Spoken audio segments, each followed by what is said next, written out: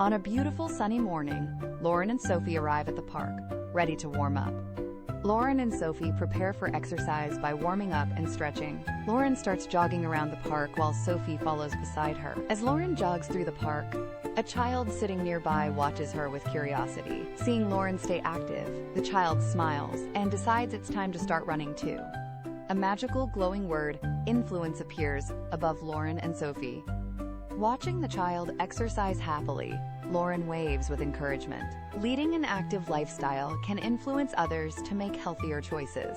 To influence is to have an effect on someone's choices or actions. Our healthy habits can motivate someone else to choose a more active lifestyle. For more cartoon stories and advanced English vocabulary, and to build the skills you need for exam success, visit vocabcartoons.com. Cartoons, quizzes, and games that help you learn fast. Start free.